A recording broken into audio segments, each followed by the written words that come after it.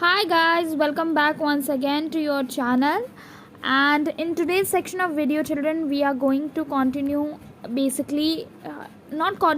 are going to discuss NCERT exercises of chapter 3.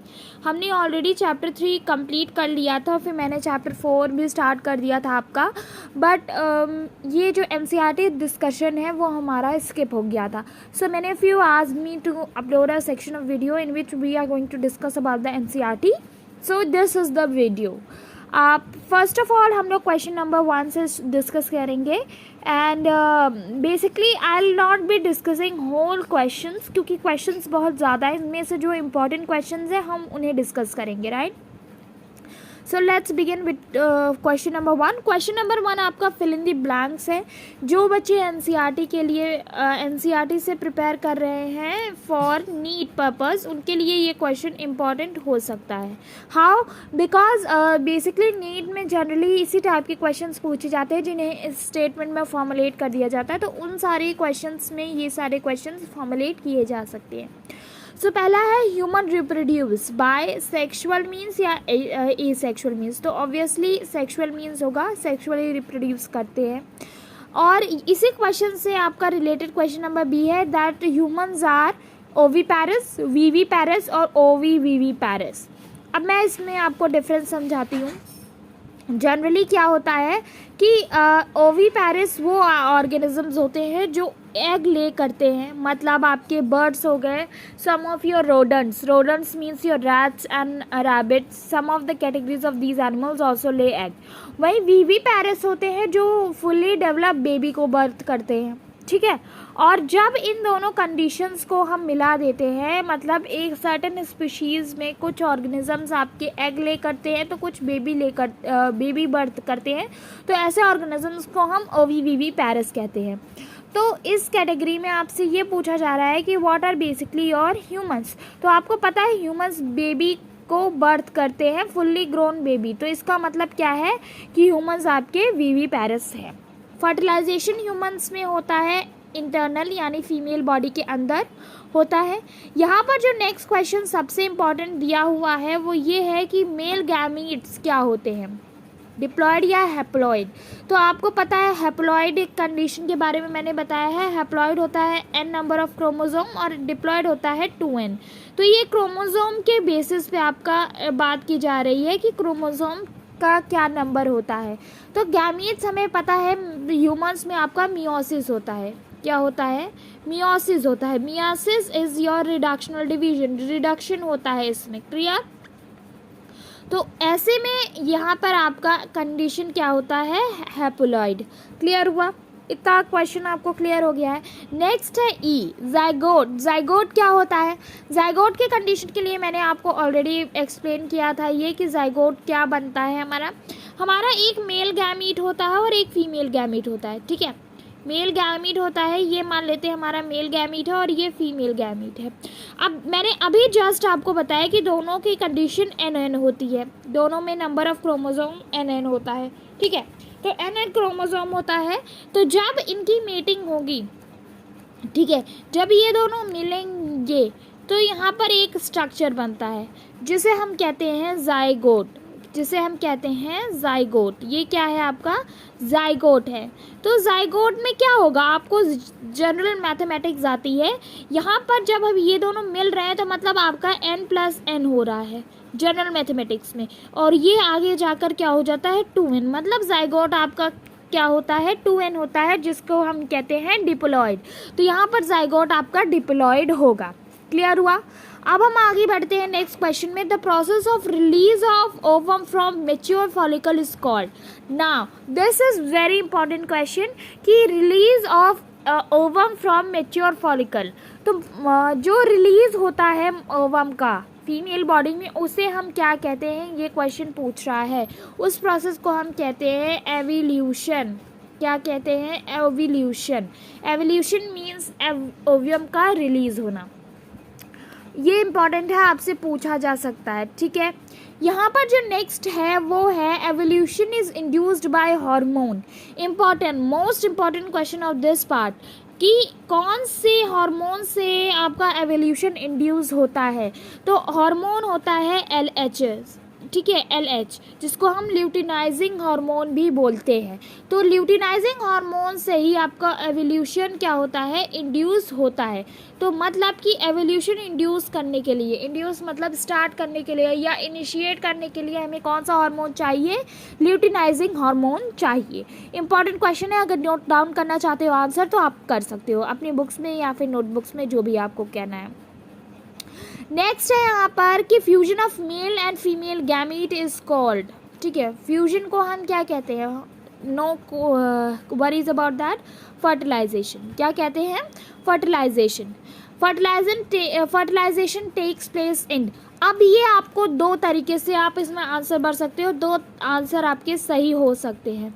इसका यहाँ पे पूछा जा रहा है कि फर्टिलाइजेशन कहाँ पर होता है, तो फर्टिलाइजेशन दो, इसका आंसर दो हो सकता है। एक आप इसको मेल फीमेल के रेफरेंस पे लिख सकते हो, तो एक आंसर इसका हो सकता है, इस क्वेश्चन का एक आंसर हो सकता है कि ये फीमेल बॉडी में होता है। कहाँ पर होता है, फीमेल बॉडी में होता है। और एक आंसर हो सकता है फैलोपियन ट्यूब, ठीक है। तो अब मुझे आपको ये बताओ आप मुझे कि इसमें से ज़्यादा एप्रोप्रिएट कौन सा होगा, ज़्यादा एप्रोप्रिएट इन दोनों में से कौन सा आंसर होगा। मैं बताती हूँ कौन सा आंसर सबसे ज़्यादा एप्रोप्रिएट होगा। इसमें सबसे ज़्यादा एप्रोप्रिएट आंसर होगा फैलोपियन ट्यूब।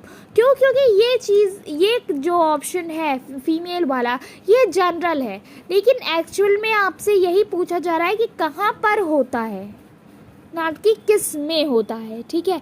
इंग्लिश की यही प्रॉब्लम है, इंग्लिश लैंग्वेज की, कि उससे एक सेंटेंस से आप कई सारे मीनिंग्स डिराइव कर सकते हो। अब यहाँ पर देखो सीधा सीधा पूछा हुआ है, इसमें कुछ भी अलग नहीं किया गया, इसने डायरेक्ट पूछ लिया कि आपका जो फर्टिलाइजेशन टेक्स प्लेस इन, अगर आप हिंदी में लिखते इसे तो ये डिफरेंट हो सकता था कि फर्टिलाइजेशन किस में होता है, और यहाँ पर एक इसी सेंटेंस से आपका ये मतलब निकल रहा है कि फर्टिलाइजेशन कहाँ पर होता है। दो अलग चीज़ें, एक कहाँ पर मतलब प्लेस पूछ रहा है, किस में मतलब किस चीज़ के अंदर होता है। तो यहाँ पर एप्रोप्रिएट आंसर होगा फैलोपियन ट्यूब। क्वेश्चन को समझने की कोशिश किया करो, जल्दबाजी में आंसर गलत मत लिखना, ये सबसे बड़ी चीज़ है, ठीक है। यहाँ पर भी देख लो, आपको ये आंसर मैंने देकर रखा है, यहाँ पर भी फैलोपियन ट्यूब ही दिया हुआ है, ठीक है। क्यों, क्योंकि वो पूछ रहा है टेक्स प्लेस इन, तो फैलोपियन ट्यूब में फर्टिलाइजेशन होता है। और फैलोपियन ट्यूब का अगर मैं आपको स्ट्रक्चर की बात करूँ तो ये 3 पार्ट में डिवाइड होता है, जिसके बारे में मैंने ऑलरेडी बताया है। नहीं तो मैं एक डायग्राम वीडियो बनाने वाली हूँ जिसमें मैं आपको अच्छी तरीके से structure female reproductive system and mail reproductive system का डिस्कस करूँगी, ठीक है। तब तक हम आगे बढ़ते हैं। हमारा zygote divides to form which is implanted in uterus. अब मुझे बताओ जाइगोट किस में डिवाइड होता है, जाइगोट डिवाइड होता है ब्लास्टोसिस्ट में, ठीक है, ब्लास्टोसिस्ट में होता है। जो कि हमने ब्लास्टोसिस्ट की कंडीशन के बारे में ऑलरेडी पता है हमें कि ये कई सारी तरीके से हम देख सकते हैं, 2 sailed condition, 4 sailed, 6 celled and 8 sailed, और इसके साथ 16 सेल्ड वाली कंडीशन में ये क्या होता है, यूट्रस में इम्प्लांट हो जाता है। अब हम देखते हैं कि इम्प्लांटेशन के बाद जो होता है उस किससे रिलेटेड क्वेश्चन है। The structure which provide vascular connection between foetus and uterus is called. Vascular connection जो होता है वो किस उससे दिया जाता है। यहाँ पर मैंने प्लासेंटा आंसर दिया है, आप सभी को मैंने इसके बारे में स्पेशली मेंशन भी किया था नोट्स में। जिन्होंने वीडियो नहीं देखा है प्लीज़ आप विजिट करिए, वीडियो हमारे चैनल पर है जो कि आपको बहुत ही हेल्पफुल होने वाला है आगे के क्वेश्चन सॉल्व करने में। Either you are for preparing for NEETs और you are preparing for boards itself, right. Okay, अब हम बढ़ते हैं हमारे नेक्स्ट क्वेश्चन की तरफ, जो कि दिया हुआ है हमें as a draw a label diagram of male reproductive system. तो मेल रिप्रोडक्टिव सिस्टम का आपको डायग्राम ड्रॉ करना है। बेसिकली ये पूरा जो डायग्राम यहाँ पर दिया हुआ है ये आपको पूरा का पूरा याद करना पड़ेगा विद लेबलिंग। इम्पॉर्टेंट है जस्ट नॉट बिकॉज कि मैं इसे बोल रही हूँ, बल्कि मैक्सिमम ऑफ द क्वेश्चंस जो होते हैं 5 मार्क्स के, वो अगर इस चैप्टर से आ रहे हैं तो उनमें डायग्राम लेबलिंग करने का ज़रूर रहेगा। तो इस पर्पज़ से ये क्वेश्चन बहुत ही इंपॉर्टेंट है। यहाँ पर आपको डायग्राम ड्रॉ करना है, और अगर आप डायग्राम ड्रॉ कर रहे हो, ऐसा ही क्वेश्चन नंबर 3 है आपका कि फीमेल रिप्रोडक्टिव सिस्टम का आपको डायग्राम ड्रॉ करना है। तो फीमेल रिप्रोडक्टिव सिस्टम का डायग्राम अगर ड्रॉ कर रहे हो आप, तो आपको सारी चीज़ें क्लियर होनी चाहिए। आपने जो जो चीज़ें रिस्पेक्टिवली ड्रॉ की हैं उन सब का आपको फंक्शन पता होना चाहिए, क्योंकि अगर ये 5 मार्क्स क्वेश्चंस में आता है तो you have to define each and every part, right. तो इसलिए डायग्राम के साथ फंक्शन क्लियर होना चाहिए। अब हमने क्वेश्चन नंबर 4 डिस्कस करते हैं। बाकी के दोनों क्वेश्चंस आपके क्या थे, थियोरेटिकल्स थे, तो वो हमें नहीं डिस्कस करने हैं। बेसिकली हम थियोरेटिकल क्वेश्चंस डिस्कस कर रहे हैं। डायग्रामेटिक आप खुद से कर सकते हो, राइट, उसमें मुझे कुछ नहीं बताना है। तो पहला जो क्वेश्चन नंबर 4 है, right 2 major functions of each of testis and ovary. आपको टेस्टिस एंड ओवरी के 2 मेन फंक्शन लिखने हैं। अब मेन फंक्शन में मैं आपको बता दूं फिर से कि मेन फंक्शन मतलब होता है जो उसका प्राइमरी फंक्शन है। तो टेस्टिस क्या करती है, producers male gamete called spermatozoa by the process of spermatogenesis. सबसे इंपॉर्टेंट है इसका फंक्शन कि ये मेल गैमेट का प्रोडक्शन करती है। Leydig cells of seminiferous tubule secrete male sex hormone called testosterone. Testosterone is the development of secondary sex characters in males. तो यहाँ पर ये भी आपका इम्पॉर्टेंट है कि जो लेडिक सेल्स होती हैं वो क्या करती हैं कि आपके टेस्टोस्टेरोन हार्मोन को करती हैं प्रोडक्शन। तो टेस्टोस्टेरोन क्या करता है, सेकेंडरी सेक्सुअल कैरेक्टर मेल्स में दिखाता है। क्लियर हुआ, राइट। तो ये क्लियर हो गया कि प्राइमरी फंक्शन ऑफ टेस्टिस क्या है। अब हम आगे बढ़ते हैं प्राइमरी फंक्शन ऑफ ओवरी में। तो इसी तरीके से यहाँ पर भी आपको लिख देना है कि ये ओवा प्रोडक्शन करती है किसके टाइम, oogenesis के टाइम, ठीक है। और ये जो गैरिफियन फॉलिकल होता है वो फीमेल सेक्स हार्मोन रिलीज करता है ईस्ट्रोजन। यहाँ पर ईस्ट्रोजन की स्पेलिंग करेक्ट कर लीजिए। ईस्ट्रोजन में ओ साइलेंट होता है बट हम उसे स्पेलिंग में लिखते ज़रूर हैं। दूसरा है कि जो ईस्ट्रोजन क्या करता है, सेकेंडरी सेक्सुअल कैरेक्टर डेवलप करता है फीमेल्स में। मेल और फीमेल वाला इसीलिए मैंने आपको सेम लिखवाया है जिससे कि आपको याद करने में कोई इशू ना हो। है दोनों की चीज़ें अलग अलग, प्रोसेसेस अलग है, नेम अलग है, बट दोनों का प्राइमरी पैरामीटर एक ही है, ठीक है। क्वेश्चन नंबर 5 डिस्कस करते हैं। Draw the structure of seminiferous tubule. Seminiferous tubule के बारे में अगर गाइस बात की जा रही है तो सेमिनिफेरस ट्यूब्यूल से रिलेटेड क्वेश्चन में आपको डायग्राम बनाना ही पड़ेगा, क्योंकि ये सबसे इम्पॉर्टेंट है स्ट्रक्चर जो कि इस मेल वाले रिप्रोडक्टिव सिस्टम ने हमने पढ़ा है। तो इसमें आपको पूरा बताना है कि प्रोडक्शन ऑफ स्पर्म जो होता है वो टेस्टिस के अंदर एक कॉइल्ड स्ट्रक्चर होता है, सेमिनिफेरस ट्यूब्यूल वहाँ पर लेता है, ठीक है। सेमिनिफेरस ट्यूब्यूल्स के ट्यूब्यूल टेस्टिकुलर लोब्यूल्स में होते हैं, ठीक है। और इसमें आपको ये भी लिख सकते हो कि इनर साइड में 2 टाइप की सेल्स होती हैं, जो कि पहली होती है स्पर्मेटोगोनिया और दूसरी होती है सर्टोरी सेल्स। स्पर्मेटोगोनिया क्या होती है, मेल सेल होती है जहाँ से हमारा प्राइमरी स्पर्मेटोसाइट डेवलप होता है। फिर प्राइमरी स्पर्मेटोसाइट में हमारा मियोटिक डिवीजन होता है, सेकेंड मियोटिक डिवीजन जिससे हमारा सेकेंडरी स्पर्मेटोसाइट बनता है, और उसके बाद हमारा स्पर्मेटिड्स बनता है। स्पर्मेटिड्स क्या होता है कि बेसिकली मेल गैमीट होता है जिसे हम आगे क्या कहते हैं, स्पर्मेटोजोआ कहते हैं। उसके बाद आप यहाँ पर सर्टोली सेल्स के बारे में भी मेंशन करोगे कि इन्हें नर्व सेल कहा जाता है क्योंकि ये नरिशमेंट प्रोवाइड करती हैं डेवलपिंग जर्म सेल्स को, ठीक है। पॉलीगोनल सेल्स भी इनको कहा जाता है क्योंकि ये लेडिक सेल्स जो होती हैं इनके साइड में वो मेल हार्मोन को सिक्रीट करती हैं। तो ये इंपॉर्टेंट पॉइंट्स है सेमिनिफेरस ट्यूब्यूल्स का। मैंने ये जितने पॉइंट्स, ये जो पैराग्राफ लिखा है इसे आपको पॉइंट्स पे लिखना है गाइस, एंड मैंने each and every point include किया है मेरे वीडियो में। तो please watch down the mail reproductive system video which is being given in the channels playlist. फिर उसके बाद आपको ये वाला डायग्राम यहाँ पर ड्रॉ करना पड़ेगा। ये थोड़ा ब्लर है क्योंकि मैंने डायग्राम ड्रॉ नहीं किया है यहाँ पर, just I have taken down the picture. तो अगर आपको अभी भी कोई डाउट लग रहा है कि इसमें हम कैसे करेंगे, क्या होगा, कैसे होगा, तो आप एक बार गूगल पे जाकर सर्च कर लो, वहाँ पर आपको ड्रॉ डायग्राम्स मिलेंगे और आपको ईजी तरीका भी मिल जाएगा कि कैसे उसे ड्रॉ करना है। क्लियर? ओके। अब हम आपको क्वेश्चन नंबर 6 में ये बताना है कि स्पर्मेटोजेनेसिस क्या होती है और ब्रीफ प्रोसेस देना है। मतलब आपको ये बताना है कि स्पर्मेटोजेनेसिस बेसिकली क्या होती है और उसका आपका पूरा प्रोसीजर आपको बताना है। तो ये क्वेश्चन थोड़ा लेंदी है, बेसिकली ये 2 और 3 मार्क्स में नहीं पूछा जाएगा। अगर पूछा जाएगा तो 5 मार्क्स में पूछा जाएगा, वरना फिर नहीं पूछा जाएगा, ठीक है। तो स्पर्मेटोजेनेसिस आपका होता है, स्पर्म के बनाने के प्रोसीजर को हम स्पर्मेटोजेनेसिस बोलते हैं। और इसमें हमारे सेमिनिफेरस ट्यूब्यूल्स के अंदर होता है ये प्रोसेस। डिप्लॉयड स्पर्मेटोगोनिया होता है, इंक्रीज साइज होती है डिप्लॉयड प्राइमरी स्पर्मेटोसाइज की। बहुत सारे पॉइंट्स हैं जो आपको इसमें बताने पड़ेंगे। इसके लिए आप वीडियो देखोगे तो आपके लिए अच्छा रहेगा। जो डायग्राम ड्रॉ करना है सबसे इम्पॉर्टेंट प्रोसेस, ये वाला डायग्राम आपको इसमें दिखाना है। कहाँ से आपको पूरा ड्रॉ करना है, आपको स्टार्ट करना है स्पर्मेटोगोनियम से, ठीक है। स्पर्मेटोगोनियम के बाद आपको प्राइमरी स्पर्मेटोसाइट दिखानी है, फिर आपको मियोसिस 1 दिखाना है जिससे सेकेंडरी बन जाएगी। मियोसिस मतलब 2 सेल पहले बनेंगी, ठीक है। मियोसिस में आपको मैंने बताया है कि मियोसिस में आपका 2 प्रोसीजर होता है। पहला मियोसिस को फिर हम 2 पार्ट में डिवाइड करते हैं। 2 पार्ट में, यहाँ पर एक सेकेंड मैं फिर से आपको बताती हूँ मियोसिस क्या है, पूरा प्रोसीजर मैं एक बार आपको एक्सप्लेन करती हूँ। ओके, यहाँ पे हम डिस्कस करते हैं। आपको पता है मैंने मियोसिस के बारे में बताया है कि ये एक टाइप का डिवीज़न होता है। एक टाइप का बेसिकली डिवीज़न है जिसमें आपका क्रोमोसोम 2n से क्या होता है, n में कन्वर्ट होता है।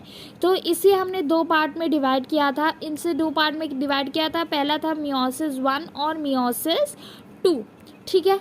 मियोसिस 1 एंड मियोसिस 2 हमने डिवाइड किया था। मियोसिस 1 में हमारा पहले 2 सेल्स बनती हैं, ठीक है, रिस्पेक्टिव 1 सेल बनती है। फिर उसके बाद ये मियोसिस 2 में यही जो 1 सेल आपकी बनी थी ये फिर से 1 में डिवाइड होती हैं। तो पूरी तरीके से ये 4 सेल्स बनी। 4 सेल्स कैसे बनी, क्लियर हुआ। 4 सेल्स बनी, ये पहला 1 2, ठीक है, 3 4। तो ये 4 सेल्स, मतलब मियोसिस में 4 सेल्स बनती हैं जिनका नंबर क्या होता है, क्रोमोसोम n, प्लॉइडी क्या होती है, n। तो यहाँ पर आपका मियोसिस 1 में 2 सेल्स बनेंगी जिन्हें हम सेकेंडरी स्पर्मेटोसाइट्स कहेंगे। फिर मियोसिस 2 होगा जिसमें आपकी 4 सेल्स बन जाएंगी जिन्हें हम स्पर्मेटिड्स कहेंगे, और इन्हीं 4 सेल से आपके स्पर्म्स बनेंगे। तो ये वाला डायग्राम इंपॉर्टेंट है, क्लियर। क्वेश्चन नंबर 7 की तरफ बढ़ते हैं। Hormone involve in regulation of spermatogenesis. तो स्पर्मेटोजेनेसिस को रेगुलेट करने के लिए कौन से हार्मोन्स होते हैं। पहला होता है फॉलिकल स्टिमुलेटिंग हार्मोन FSH, और दूसरा होता है ल्यूटिनाइजिंग हार्मोन, ठीक है। दोनों के दोनों हार्मोन इंपॉर्टेंट हैं और ये कहाँ से रिलीज़ होते हैं, हाइपोथैलेमस से रिलीज़ होते हैं। गैनेडोट्रोपिन हार्मोन्स कहा जाता है इन्हें। बेसिकली ये इन्वॉल्व होते हैं रेगुलेशन प्रोसेस में, किसके, स्पर्मेटोजेनेसिस के। FSH जो होती है वो सर्टोली सेल्स के ऊपर काम करता है और हमारा LHS एक्ट करता है लेडिक सेल्स के ऊपर। अब क्लियर हुआ कि रिस्पेक्टिव हार्मोन्स कहाँ और कैसे काम करता है। तो हमारा सर्टोली सेल्स नर्व सेल्स होती हैं, मतलब FSH न्यूट्रिशन का काम करता है। अगर हम शॉर्ट में इससे बोलते हैं तो न्यूट्रिशन का काम करता है, और LSH हमारा रेगुलेशन का काम करता है, ठीक है। तो ये याद होना बहुत ही इम्पॉर्टेंट है। अब आते हैं क्वेश्चन नंबर 8 की तरह। Define spermatogenesis and spermiation.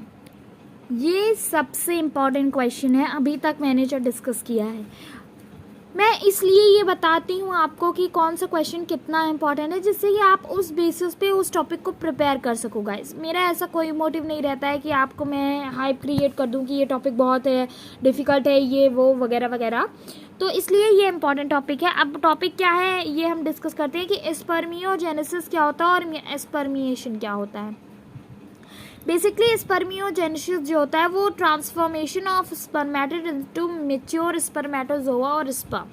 मतलब कि जो स्पर्मेटिड्स होते हैं, मैं आपको एक्सप्लेन अगर करूँ अच्छे से तो हम वीडियो लेंदी होता है, बट हाँ कि चीज़ें क्लियर होती हैं। तो ये हमारा स्पर्मेटिड है, 1 सेकेंड, ये ठीक है, ये आपका स्पर्मेटिड है। अब ये स्पर्मेटिड जब स्पर्म बनेगा, क्या बनेगा, स्पर्म बनेगा। जब ये स्पर्म बनेगा बेसिकली, तो उस प्रोसेस को हम क्या कहेंगे, इस प्रोसीजर को हम पूरा कहते हैं स्पर्मियोजेनेसिस। मतलब स्पर्मेटिड से स्पर्म बनने के प्रोसीजर को, ठीक है। और स्पर्मिएशन क्या होता है कि ये प्रोसीजर होता है जब स्पर्म स्पर्मेटोजोआ यानी मेच्योर स्पर्म्स जो होते हैं वो सर्टोली सेल से रिलीज किए जाते हैं। कहाँ पर? सेमिनिफेरस ट्यूब्यूल्स के ल्यूमन में। बेसिकली ल्यूमन क्या होता है, मैं अगर ल्यूमन के बारे में बताऊं, मैंने अभी तक मैंने ल्यूमन के बारे में नहीं बताया है कि ल्यूमन्स क्या होते हैं। ये हम कहते हैं कि ये एक स्ट्रक्चर है, कोई भी स्ट्रक्चर मान लेते हैं, एक नॉर्मल सा स्ट्रक्चर है हम कह रहे हैं। और फिर हमने कहा कि इसके अंदर 2 मेम्ब्रेन है। क्या है? मेम्ब्रेन है ऐसा, ठीक। हमने कहा कि ये 2 मेम्ब्रेन है भाई, और ये कोई स्ट्रक्चर है जो नॉर्मल एक स्ट्रक्चर की बात हम करते हैं। तो अब हमने कहा कि ये जो स्ट्रक्चर है ये डबल मेम्ब्रेन है, तो 2 मेम्ब्रेन के बीच में कुछ स्पेस होगी, ठीक है। 2 मेम्ब्रेन के बीच में कुछ स्पेस होगी। ये जो स्पेस है इसे ही हम क्या कहते हैं? इसे हम कहते हैं ल्यूमन। आप ये ल्यूमन वर्ड बेसिकली तब सुनोगे जब आप डिस्कस करोगे किसके बारे में। इसे क्या कहते हैं इसे हम कहते हैं ल्यूमन। याद रखना ल्यूमन क्या होता है, मैंने क्या बताया है, क्योंकि ये ल्यूमन जो वर्ड है इसे आप सुनोगे माइटोकॉन्ड्रिया में। किस में सुनोगे? माइटोकॉन्ड्रिया में। यहाँ पर ज़्यादा नहीं डिस्कस किया गया है, पर माइटोकॉन्ड्रिया में इसका सबसे ज़्यादा यूज़ है जब आप एटीपी प्रोडक्शन के बारे में पढ़ोगे, तो वहाँ पर ल्यूमन अच्छी तरीके से एक्सप्लेन किया गया। तो मतलब 2 मेम्ब्रेन के बीच का जो स्पेस होता है उसे हम ल्यूमन कहते हैं। मतलब अगर हम कहें कि ये सेमिनिफेरस ट्यूब्यूल है, अगर हम ये कहें कि ये एक सेमिनिफेरस ट्यूब्यूल है, तो इस सेमिनिफेरस ट्यूब्यूल में से जब हमारा स्पर्मेटिड यानी कि स्पर्म जब यहाँ से ल्यूमन में जाएगा, अगर हम ये कह दें कि एक स्ट्रक्चर है, ये थोड़ा मिस हो गया, इसको हम कह दें ऐसा, ठीक है। अगर हम कहें कि ये जो यहाँ से कोई स्पर्म निकल कर इस ल्यूमन में जाएगा तो इसके प्रोसीजर को हम स्पर्मिएशन कहते हैं। अंदर से बाहर की तरफ जब स्पर्म ऐसे जाएंगे ल्यूमन में, खाली जगह होती है जो, उस पे जाएंगे तो उसे हम स्पर्मिएशन का प्रोसेस कहेंगे। राइट, क्लियर हुआ? आगे बढ़ते हैं। ये क्वेश्चन नंबर 9 है जिसमें आपको स्पर्म का डायग्राम ड्रॉ करना है। स्पर्म का डायग्राम में आपको पूरे उसके फीचर्स को मेंशन करना होगा अच्छे से, जो कि यहाँ पर इस प्रोसीजर के तरीके से मैंने अच्छे से एक्सप्लेन किया हुआ है। ये डायग्राम आपको बताना है जिसमें आपको एक्रोसोम मेंशन करना होगा, न्यूक्लियस मेंशन करना होगा, सेंट्रियोल्स, माइटोकॉन्ड्रिया, मिडपीस, हेडपीस, टेल वगैरह सब कुछ अच्छे से, ठीक है। नेक्स्ट है कि आपका सेमिनल प्लाज्मा के कंपोनेंट्स क्या होते हैं। तो सेमिनल प्लाज्मा जो होता है उसे हम सेमिन भी कहते हैं, जिसमें बेसिकली सेमिन में आपका स्पर्म और सेमिनल प्लाज्मा होता है। तो सेमिनल प्लाज्मा का मेन कंपोनेंट की अगर हम बात कर रहे हैं तो सेमिनल प्लाज्मा में आपके आते हैं म्यूकस, स्पर्मेटोजोआ और एसेसरी ग्लैंड की सिक्रीशंस। सेमिनल प्लाज्मा रिच होता है फ्रक्टोज में, कैल्शियम में, एस्कोबिक एसिड में और कुछ एंजाइम्स होते हैं। और ये बेसिकली क्या करता है कि सेमिनल प्लाज्मा आपको न्यूट्रिशन प्रोवाइड करता है, किसको? स्पर्म को, जिससे कि वो ज़्यादा टाइम तक जिंदा रह सके, और मीडियम प्रोवाइड करता है मोटिलिटी के लिए, मोटिलिटी यानी कि मूवमेंट के लिए। क्लियर हुआ? अच्छे से क्लियर हुआ? ठीक है। क्वेश्चन नंबर 11 है accessory ducts and accessory glands. तो आपको सारे ग्लैंड्स और एसेसरी डक्ट्स लिखनी है और उनका स्पेसिफिक फंक्शन लिखना है। राइट, अब मैं ज़्यादा डिटेल में नहीं डिस्कस कर रही क्योंकि ये सारी चीज़ें ऑलरेडी नोट्स में हैं। ये रहा लास्ट क्वेश्चन आपका, what is oogenesis, give brief account of oogenesis। तो मैंने जैसे आपने स्पर्मेटोजेनेसिस डिस्कस किया था वही सारा चीज़ है। oogenesis होता है मैच्योर ओवन के फॉर्मेशन का, ओवरी में होता है डिप्लॉयड ओगोनिया बनती है मदर सेल जो कि साइज में इंक्रीज होती है, 2 मियोटिक डिवीजन होते हैं, ब्ला ब्ला ब्ला सारी चीज़ें। राइट, मैं नहीं डिस्कस कर रही क्योंकि अगर मैं डिस्कस कर दूंगी तो आप वही चीज़ कॉपी कर लोगे, जस्ट बिकॉज फॉर दैट मैं इसलिए नहीं डिस्कस कर रही हूँ। डायग्राम में अगर मैं बता दूँ अच्छे से कि डायग्राम, तो वही oogenesis वाला डायग्राम यहाँ पर आपको सिक्रीट करना है। बस प्रोसीजर यहाँ पर है कि मियोसिस यहाँ पर क्या करता है, एक सिंगल मैच्योर एग को डेवलपमेंट करवाता है। right, so that's all for today children. If you like the video, hit the like button and do share with your friends so that they can also take the benefit of the content. And I'll be giving you basically another NCERT exercises. Disclaimer is for chapter 4. तो chapter 4 अभी तक जिन्होंने नहीं देखा है please वो देख लीजिए, तभी आपको NCERT एक्सरसाइज चैप्टर 4 की डिस्कस होगी। उसके बाद हम नया चैप्टर शुरू करेंगे Before that, we will be discussing NCERT of chapter 4. So that's all, guys. Take care. See you soon in the next section of video.